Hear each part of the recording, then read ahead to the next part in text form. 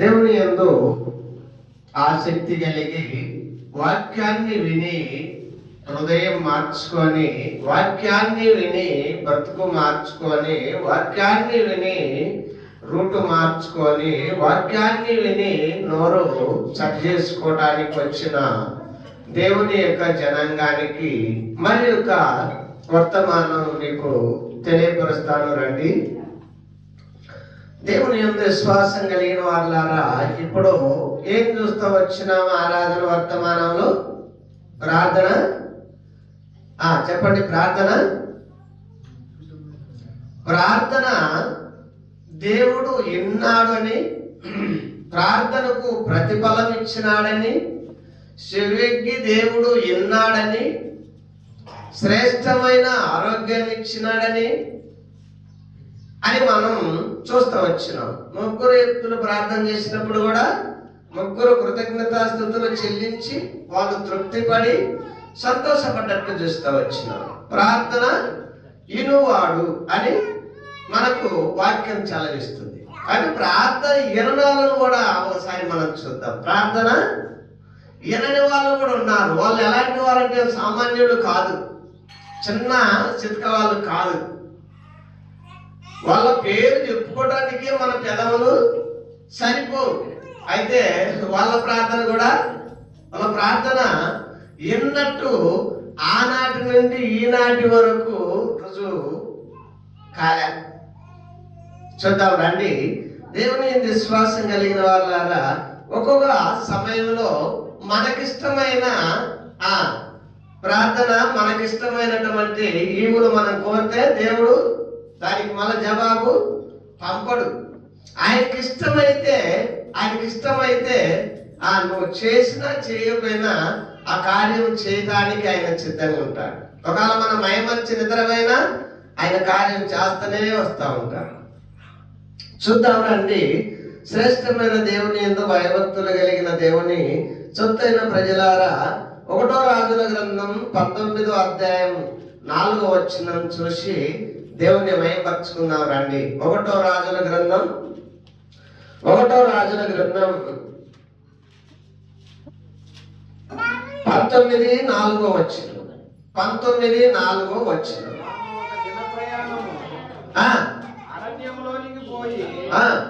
ఆయన ఒక దిన ప్రయాణం, ఉదయం నుంచి సాయంత్రం ఎంత దూరం అయితే నడుస్తామో అంత దూరము ప్రయాణం చేసి అరణ్యములోనికి పోయి ఒక కూర్చొని ఏ వృక్షం కింద? వదరి వృక్షం కింద కూర్చున్నవాడై మరణాపేక్ష. అయిపోయింది నా చరిత్ర, ఇంకా నేను బ్రతికి బట్టగట్టలేను, నేను ఇంకా జీవించలేను, ప్రజలలో ఇక తిరగలేను, అయిపోయింది నా పరిస్థితి అని మరణాపేక్ష కలవాడై మరణాపేక్ష కలిగిన వాడై యెహోవా నా పితరుల కంటే నేను ఎక్కువ వాడను కాను, ఇంత మటుకు చాలు, ఇంత మటుకు అయ్యా నీవిచ్చినటువంటి ఘనత, నీవిచ్చినటువంటి ఆశీర్వాదం, నీవిచ్చినటువంటి శక్తి ఇంకా నాకు చాలు, నా ప్రాణము తీసుకోను అని ప్రార్థన చేశాను. ఎవరైనా ఆయన పేరు చెప్పుకోవడానికి కూడా మనం సరిపోము. ఏలియా ఎంత శక్తివంతుడు అంటే ఆయన అగ్గి లాంటి వాడంట. ఆయనకి ఎదురు ఒకవేళ పోయినా కాలి చచ్చిపోతాం అనుకుంటారంట ప్రజలు. అమ్మో, ఆయనకి ఎదురు పోతే కాలిపోతాం అనుకుంటారు. సామాన్యమైనటువంటి శక్తివంతుడు కాదు. అయితే ఆయన ఏమంటా ఉన్నాడు? నేను ఇంకా ఎట్లాగా నన్ను బ్రతకనియరు, కేవలము ఒక స్త్రీ నా మీద పంతం పట్టింది, అది అవసరమైతే నన్ను చంపుదేమో, కాబట్టి నన్ను నువ్వు తీసుకోయ్యా, ఇంతవరకు నువ్వు చేసిన గొప్ప అమృతమైన కార్యాలు చాలు అన్నాడంట.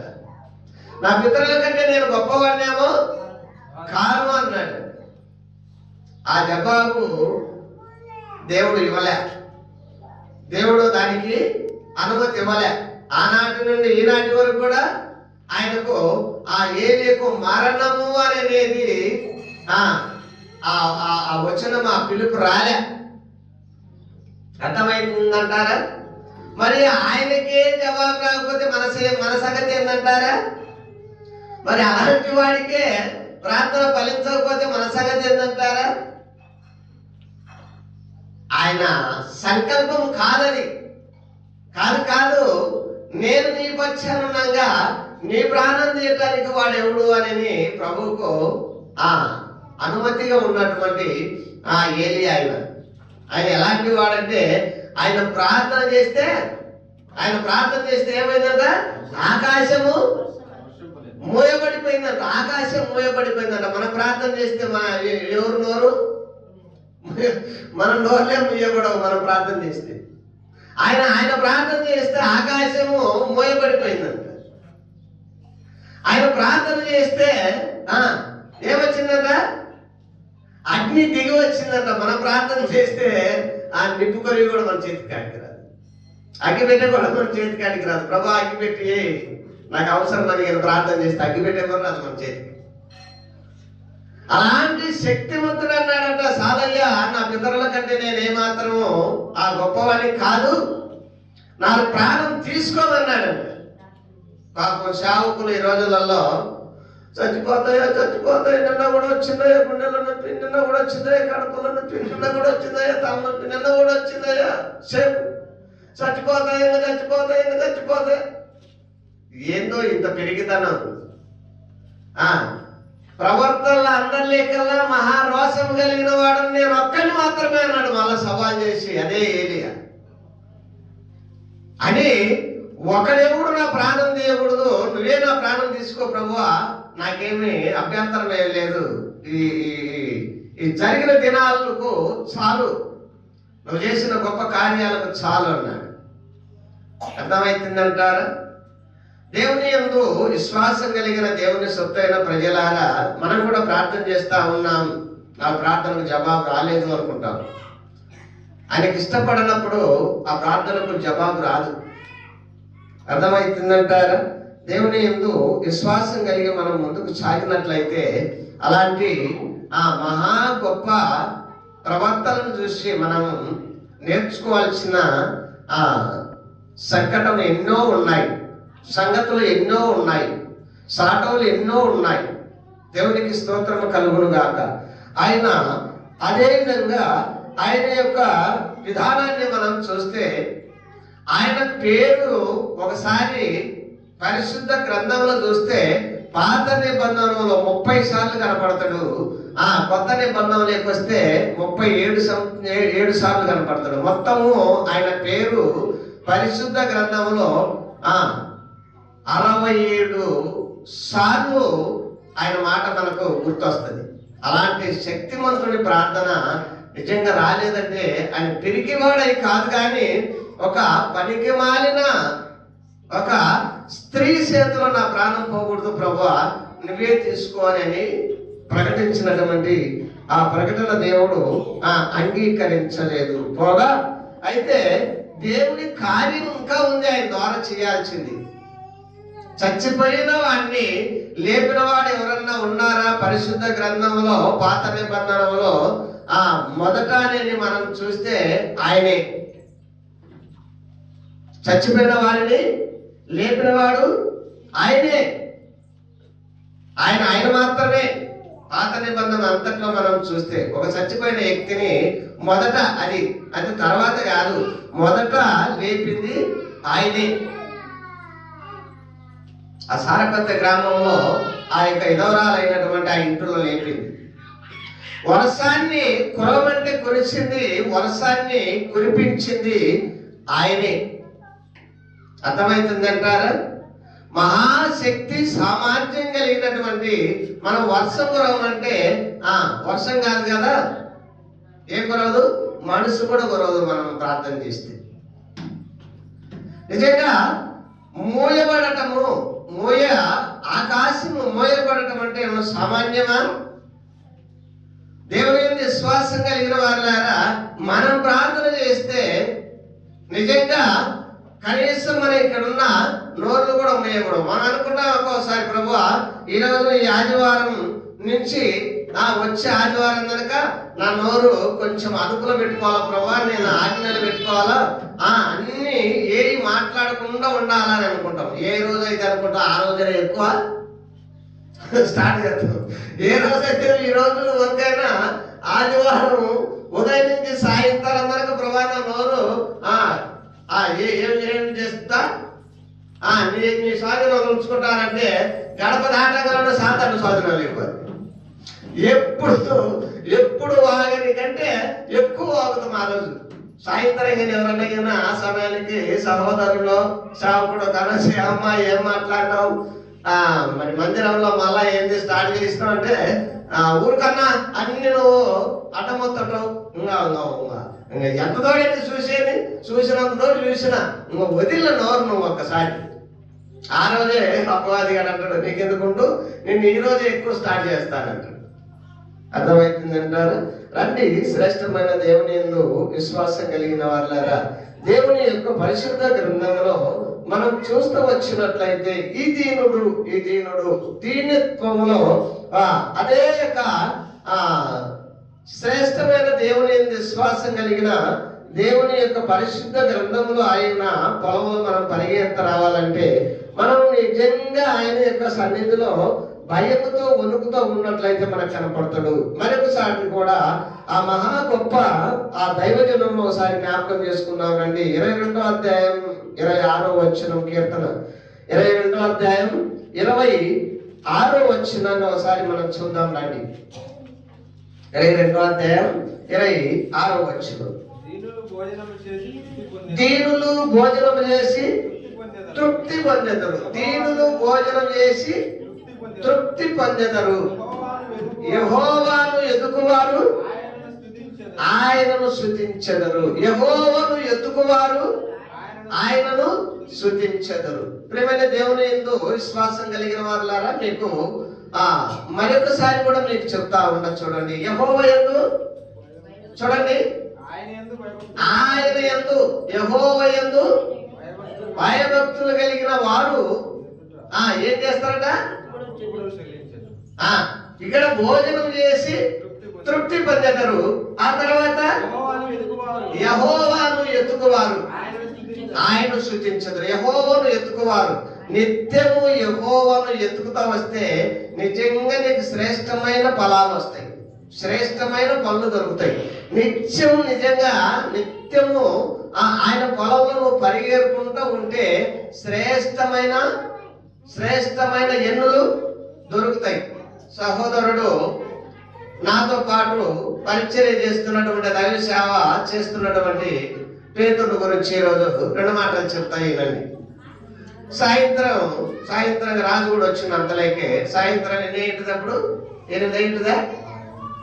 గంటల టైంలో అయ్యా ఏం చేస్తున్నావు, ఏడాడ పరిగెరుకున్నావు, ఎంత పరిగె దొరికింది, ఎన్ని ఎన్నులు ఉన్నాయి అని అయ్యగారి గురించి ఒక మాట నేను పలకరిస్తే, ఇప్పుడే చేలో అడుగు పెట్టినాను, ఎవరో మన పెద్దలు మన యొక్క సంఘస్థులు ముద్రించినటువంటి ఈరోజు ఆదివారం 15వ తారీఖున క్యాలెండర్లో రాసిన దాన్ని ధ్యానిస్తున్నాను అన్నాడు, దాన్ని ఎత్తుకుతున్నాను. ఇప్పుడు చెప్పండి మీరు, ఎప్పుడంట? ఈ రోజుకు ఇప్పటికిప్పుడు అడుగు పెట్టిన పొలంలో దొరికిన కాడికి మూట కట్టుకుంటాను అంటున్నాడు. దొంగతనం చేయాలా లేకపోతే పరిగెట్టు దొరుకుతుంది. దొంగతనం చేసి ఆరోజు ఓజా లాక్కోవాలా. ఓజా లాక్కుంటే చేనుడు చేయమంటాడు 4 పెట్టి తీసుకుపోయి బజార్లో కట్టేస్తాడు, వీధులు కట్టేస్తాడు. ఎవడో కట్టేసేవాడు ఈ లోక అది అపవాది. యారను ఇప్పుడు ఎతకొచ్చింది. యెహోవా యందు భయభక్తులు కలిగిన వారు ఏం చేస్తారట? యెహోవా యందు ఇక్కడ చూడండి, స్పష్టంగా చెప్పండి. యెహోవాను ఎదుకువారు, యెహోవా యందు భయభక్తులు కలిగి ఎదుకువారు ఆయన స్తుతించెదరు, ఆయనలో శ్రేష్టమైన ఫలాలు పొందుకోగలుగుతారు. ఎన్నిసార్లు ఎన్నేళ్ళ నుంచి చెప్తా వస్తా ఉన్నా మీకు నేను, వాక్యం చెప్పాలంటే, మీరు వాక్యానికి సిద్ధపడాలంటే, వాక్యాన్ని ప్రజలకు పంచిపెట్టాలంటే ఏం చేయాలని చెప్పిన, శుక్రవారం నుంచైనా ఆయన పొలంలో తిరిగి 4 మూలలు తిరిగి ఎక్కడ శ్రేష్టమైనటువంటి మంచి మంచి ఎన్నులు ఉన్నాయో చెడును తీసేసుకుంటూ మేలు జోలులు వేసుకొని ఇంటికి వచ్చి పిల్లలకు పంచిపెట్టుకోవాలి. ఇంటికి వచ్చి పిల్లలకు పంచిపెట్టుకోవాలి. తాను తప్పక తీసుకొస్తే, మొన్న ఒడ్లు ఇస్తానన్నాడు ఒక అబ్బాయి, కొడపిల్లకని ఒడ్ల కోసం పోయినా, ఒడ్ల కోసం పోతే ఆ మూట కట్టి పెట్టిండు, అన్ని గోతాలు కట్టి పెట్టిండు. ఎట్టున్నాయంట ఒడ్లు, గవమయ్యాక తాలు గోతాలు కట్టి పెట్టిండు. మనం కూడా గవమయ్యాక బుద్ధి లేక అప్పటికప్పుడు అదర బదర మూల కోసుకొని తీసుకొచ్చాడు. పోస్తే ఏమైంది చెప్పండి? యజమానుడు తీసుకోడు. నేను తీసుకోలేదు కదా, పరికమాలను నేనే తీసుకోకపోతే, కోడి పిల్లకు నేనే తీసుకోకపోతే, మనుషులకు శ్రేష్టమైన ఆయన యొక్క సజీవమైన జనులకు పవిత్రమైనటువంటి ఆహారం ఏది? ఏమై ఉన్నావు? ఏం పోగొట్టుకుంటున్నాం మనం? ఆయన యొక్క శ్రేష్టమైనటువంటి బహుమానాన్ని పోగొట్టుకుంటున్నాం మనం. గట్టిగా ఒక అడిసి చెబితే ఈరోజు మందిరానికే సెలవు పెట్టేసి చెల్లి ఆపేసి ఏం చేయాలనుకుంటున్నావు? కల్లూరు గ్రామంలో ఆడపిల్లలు అంటా ఉన్నారు 2-3. ఏంటయ్యా ఆ అబ్బాయిది ఏ సంఘము? ఏ సంఘము? సంఘం పేరు కూడా లేదా ఆ అబ్బాయికి ఇప్పటికి. ఎవడైతే వాడికాడ కూర్చుంటున్నాడు. ఏదైతే అది ఇష్టపడితేనేమో చేస్తున్నాడు, ఒకరోజు ఇష్టపడకపోతేనే మానుకుంటున్నాడు. మళ్ళీ శుక్రవారం స్టార్ట్ చేసింది, మునుకోసారి స్టార్ట్ చేసింది, మానేసి ఎవరో తానుభవిస్తుంటే అతను తీసుకొచ్చి స్టార్ట్ చేసిండు. సంఘ కాపరి లేదు, సంఘ సహవాసం లేదు, సభ్యత్వం లేదు. ఇప్పుడు ఏం చేస్తా ఉన్నాం మనం?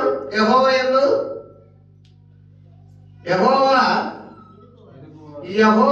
ఎదుకువారు ముందు యెహోవా యందు భయభక్తులు కలిగి ఉంటే ఆయన ఎత్తుకుతారు. అంతే. తండ్రి మీద కుమారుడికి ప్రేమ ఉంటే తండ్రి కనపడకపోతే తండ్రి కోసం ఎత్తుకుతూ ఉంటాడు కుమారుడు. తండ్రి అనేది దుష్టులోనే లేకపోతే కుమారుడు తండ్రిని ఎత్తకడు, తల్లిని ఎత్తకడు. అది దుష్టులోనే ఉంచుకోడు. అర్థమవుతుందంటారా? దేవుని యందు విశ్వాసం కలిగిన వారులారా, బాప్తిసం తీసుకున్న వారులారా, తీసుకొని ప్రభు కొరకు బతుకు మార్చుకున్న అని చెప్పేవారికి చెప్తా ఉంటా. ఊరి పేరు ఎందుకు చెప్పాలి కానీ, ఒక సహోదరి మన మందిరానికి వస్తున్నటువంటి సహోదరి, ఆ సహోదరి అన్నదంట బాప్తిసం తీసుకునేటప్పుడయ్యా, నేను ఈరోజు నీ ముందే ఒప్పుకొని బాప్తిసం తీసుకుంటున్నా, మళ్ళా నువ్వు తప్పని అనబాక, నన్ను గద్దించబాక, వాడొక్కడితోటి పట్టుకుంటాను, మా ఆయన వాడొక్కడు, వీళ్ళిద్దరితోటి పట్టుకున్న నా యొక్క యాత్ర ముగిస్తానయ్యా, మళ్ళా 2వ మటుకు అడుగు పెట్టనయ్యా అని ఒప్పుకొని ప్రార్థన చేసి బల్ల తీసుకున్నా, బాప్తిసం తీసుకున్నాను. పక్క సహోదరికి చెప్పిందంట, అయ్యగారు చెబుతుంటే నాకు భయము వణుకవుతుంది, నేను ప్రభువుకు చెప్పే తీసుకున్నాను, ఈ ఒక్కడితోటి ఉంటాను అని. అర్థమవుతుంది అంటారా? మరి పురుషులలో ఇంకొకడు అంటున్నాడంట, నేను ఎన్నాళ్ళు ఉంటా కానీ ఎల్లకాలం ఉండను, ఒక గడువు అనేది పెట్టినాను, ఆ గడువు దాకా ఉంటానని బాప్తిసం తీసుకునేటప్పుడు చెప్పినట్టు ఇన్నాళ్ళైతే ఉంటాను, ఆ తర్వాత నా ఇష్టం వచ్చినట్టు నడుచుకుంటాను అన్నట్టు. మరి ఇది ఎంత భక్తో, ఇది ఎక్కడికి భక్తో ఏమో నాకు అర్థం కాలేదు. కానీ బతుకును బట్టలు చించినట్టు చించే సర్వశక్తివంతుడు ఉన్నాడు. జాగ్రత్త గుర్తుంచుకోండి. బట్టలు ఒకవేళ మనకు తొందరగా జరగకపోవచ్చు, ఆయనకి ఏమైంది,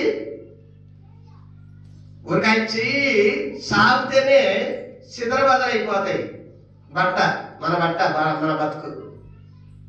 శ్రేష్టమైన దేవుని విశ్వాసం కలిగిన దేవుని సొత్తైన ప్రజలకు దీనులు తిని తృప్తి పొందెదరు.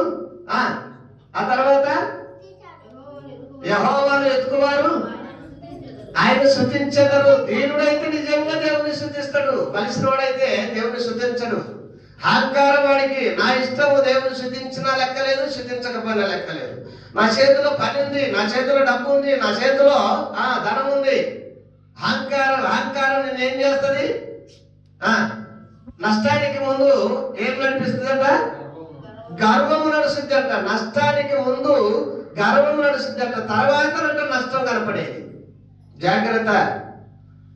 దేవునికి స్తోత్రం కలుగును గాక. ఆ విధంగా మనం చూసినట్లయితే 68వ అధ్యాయం 10వ వచనం, కీర్తన గ్రంథం 68వ అధ్యాయము 68వ అధ్యాయం 10వ వచనం చూసి దేవుని బలలో మనం పాల్పంపులు పొందుదాం. బల ముందు మనం ఉన్నాం. సహోదరుడా సహోదరి, దేవుని ముందు నిబంధన మాట్లాడుతూ వచ్చినాం, దేవుని ముందు ప్రకటన చేస్తూ వచ్చినాం, దేవుని ముందు ఒప్పందమైనాం, దేవునికి ముందు మన పాపాలు ఒప్పుకున్నాం. ఎన్ని విధాలుగా మనం ఒప్పుకున్నామో ఆయనకు మాత్రమే తెలుసు.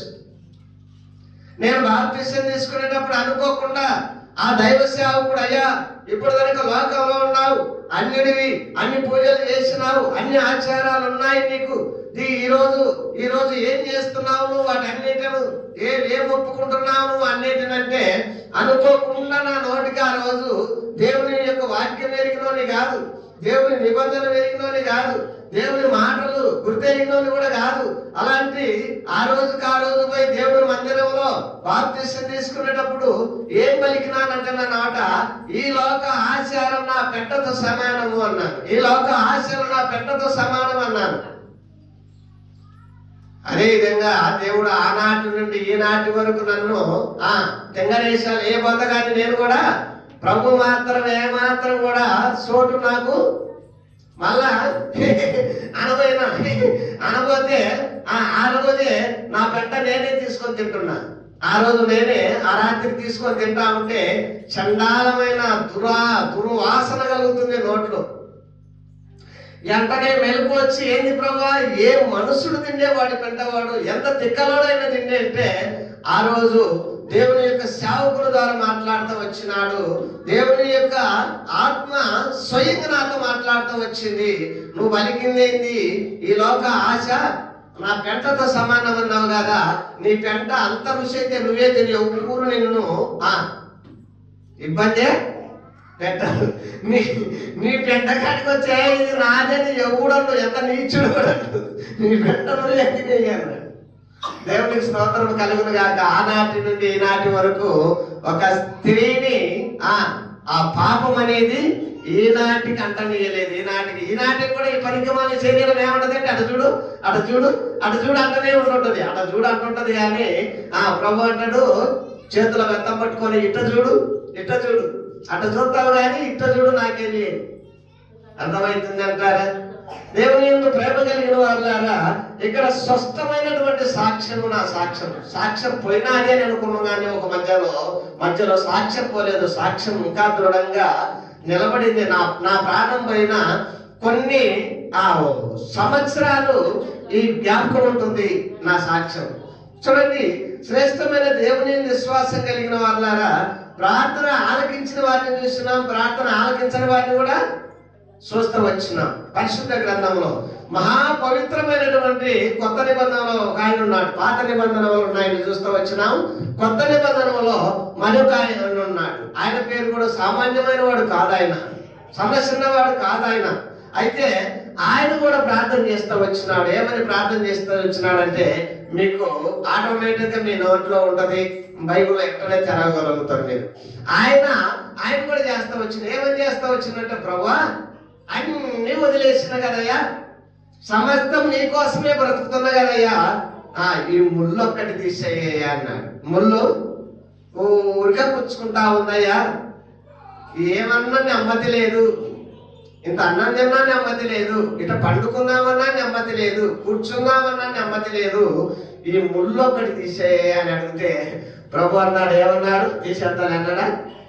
ఏమో అంత నమ్మకమైనటువంటి భక్తుడు, అంత నమ్మకమైన విశ్వాసి, దేవుని కొరకు శ్రమలు పొందినవాడు, సమస్తము రాజు దగ్గర ఉన్నటువంటి ఘనత పోగొట్టుకున్నవాడు, ఆయన ప్రార్థన ఆలకించకపోవడం కారణం ఏమిటి? ఈ ముళ్ళు ఎప్పుడు జరగనంట? సత్యదనక తీసేయలేదంట. ఆ ముళ్ళు సత్యదనక ఏలే కూడా మరణం అనేది ఇప్పటికి రానియలేదంట. ఇప్పటికి కూడా ఏలియా ఇంకొక ఆయన ఎవరు?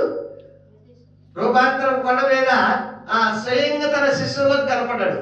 రూపాంతరం కొండ మీద ఎవరెవరు ఆయన చెప్పలేరా? యేసు ప్రభు, ప్రతిమ శిష్యు సప్తమ, ఏలియా, ఒకటి చెప్పలేమయ్యా. దేవుని యందు విశ్వాసం కలిగిన వారులారా, ఇదేనా మన భక్తి? ఇదేనా మనకు ఉన్నటువంటి నమ్మకాలు? ఏలియా ఒకవైపు, ఇంకొక ఆయన మోసే ఒకవైపు. వీళ్ళిద్దరికి నీకు ముగ్గురికి 3 పర్వశాలలు కడతామయ్యా, మీరు ఇక్కడనే ఉండమన్నారంట ఈ శిశువు. కాబట్టి దేవుని యందు విశ్వాసం కలిగిన వారారా, ఆయనకు ముళ్ళు ఎప్పుడు తొలగనీసేయలేదు. ఎన్నోసార్లు నిజంగా ప్రియమైన దేవుని యందు విశ్వాసం కలిగిన వారారా, ఎన్నోసార్లు నేను మొత్తుకుంటూ వచ్చిన, ఎన్నోసార్లు మొత్తుకుంటూ వచ్చిన, 100 సార్లు అంటే పెద్ద లెక్కేమో కాదు. ప్రభా నన్నన్న తీసుకో, ఆమెనన్న తీసుకో. ఈ బాధ 1 రోజులా, 2 రోజులా, 3 రోజులా, ఎన్ని రోజులు పడేనయ్యా, సమస్తం వదిలేసిన కదా నీకోసం నేను. నిజంగా ఈయన నన్ను తీసుకుంటే పేసి లేదు, ఒకవేళ ఆమెను తీసుకుంటే స్వయం రైట్ ఇప్పుడే మోటాముల్లా చక్కగా తగిలించుకొని ఒక పక్క గుడల బ్యాగు, ఒక పక్క బైబుల్ బ్యాగు, చలో నా జీవిత పడంతరమంతా నీకు సేవ చేస్తా నడుస్తానయ్యా, ఈ శ్రమ బల్లేనయ్యా అంటే ప్రభు అంటాడు, నీకు ఉండాల్సింది. ఎన్నోసార్లు బిడ్డలు చెబుతా వచ్చాను, నీకు ఉండాల్సిందే, నీకు ఉండాల్సింది. ఏం ప్రభు నా మీద అంత కక్ష నీకు? నేను స్వయంగా హ్యాపీగా నేను దేశం అంతా నా చేతనైన వరకు తిరిగి సేవ చేస్తా కదా, ఇబ్బందే లేకుండా. అంటే కాదు నీకు మాత్రం ఉండాల్సిందే. అర్థమవుతుంది అంటారా?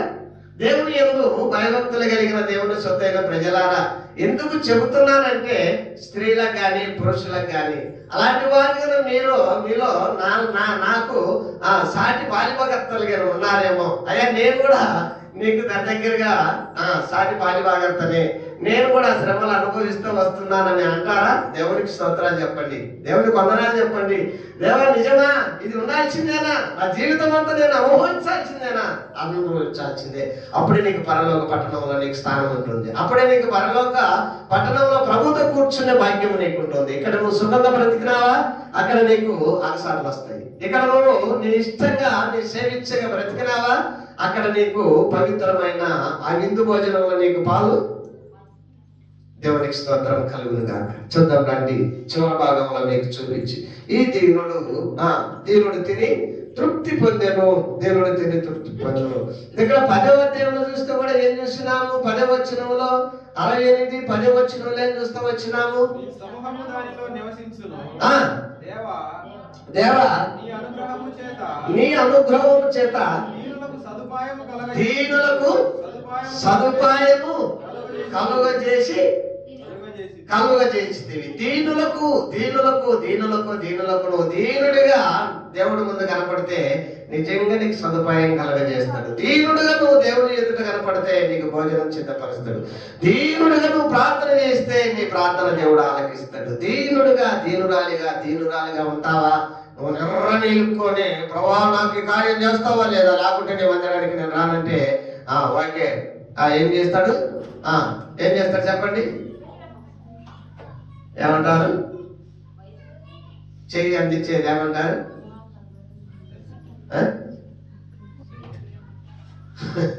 నాకు రాబోయి తర్వాత తొందరగా తిరగవు. స్నేహితులు ఒకరికొకరు చేతులు చేతులు విసుకునే ఏది ఏమంటారు దాన్ని? సెకండ్ అది ఇచ్చి ఓకే అని చెప్పి పంపిస్తుంది.